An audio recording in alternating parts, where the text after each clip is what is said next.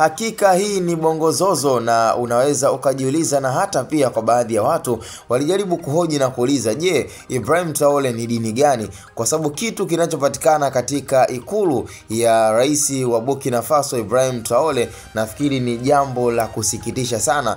Bwana, usichokijua na usichokifahamu kwamba unapoingia ikulu ndani ya nchi ya Burkina Faso basi kuna sanamu pembeni, na hatujajua je ni kwa wale wote ambao wamekuwa kiingia katika madaraka ya nchi ya Burkina Faso na sanamu hilo haliruhusiwi kutolewa. Nafikiri mimi na wewe pengine tusielewe na tusijue, lakini unachokutana nacho katika ikulu ya nchi ya Burkina Faso basi ni sanamu ambalo liko na limeendelea kuwepo. Sasa watu kidogo ambao wamejaribu kuingia kiimani zaidi na wamejaribu kuwa na ushawishi ambao wanaamini kwenye kitendo ambacho kwa rais Ibrahim Traore huenda na yeye akawa ni moja ya watu wanaojihusisha na masuala ya kishirikina. Yani hata kama pengine ni katika madaraka kila rais atakayeingia haruhusi kuweza kulitoa ama kuachana na sanamu hilo, basi kwa rais Ibrahim Traore wanatamani kuweza kujua ama kuzungumzia swala hili ambalo nafikiri kwa baadhi ya watu wameweza kulihoji na kuliuliza sana, kwamba kwa nini ukiingia kwenye ikulu ya nchi ya Burkina Faso kuna sanamu ambalo liko pembeni?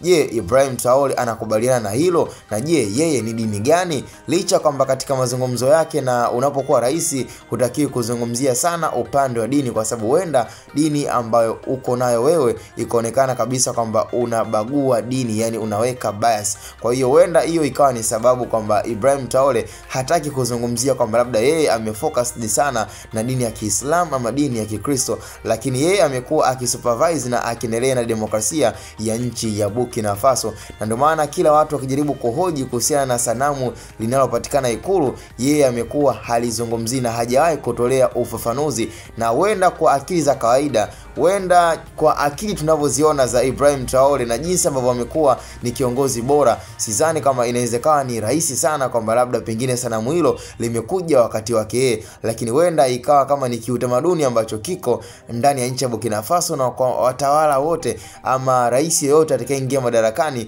basi sanamu hilo haruhusiwi kulitoa. Huenda nikawa naamini hivyo, lakini tunatamani sana kusikia kutoka kwa mwenyewe rais wetu wa Afrika ambaye ameweza kupewa jina kama hilo, ama rais wa nchi ya Burkina Faso, rais wa nchi ya Mali pamoja pia na Niger, ambao umetengeneza muungano bora kabisa. Licha kwamba Mali na Niger wote wana marais wao, lakini bado still rais Ibrahim Traore ameonekana kuwa ni moja ya connector mkubwa katika nchi hizo na kuweza kusupervise vizuri katika makubaliano ya muungano wao. Bwana, cha msingi tukutane kwenye comment ni Hatboy Media.